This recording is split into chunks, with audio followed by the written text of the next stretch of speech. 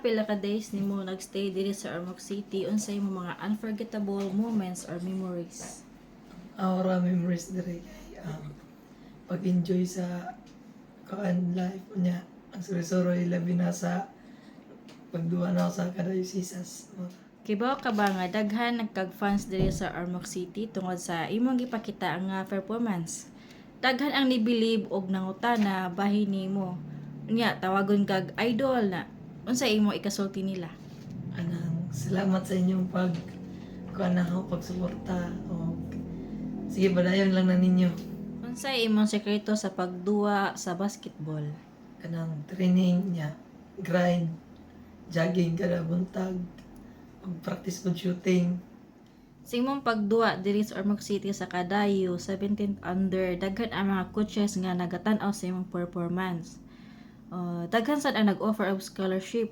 Balita namo murag ilog-ilog na sa imuha. Unsay imong ikasulti ani? Salamat sa nag-offer sa scholarship. Mas ako di ko makapili na basta ako willing lang ko mo eskwela diri sa Ormoc.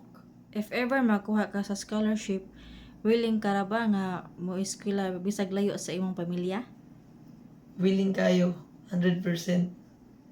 Muli naman ka og mahaplag, may plano ka ba nga mo balik sa Ormoc? O na po kay plano og napayduha sunod pohon.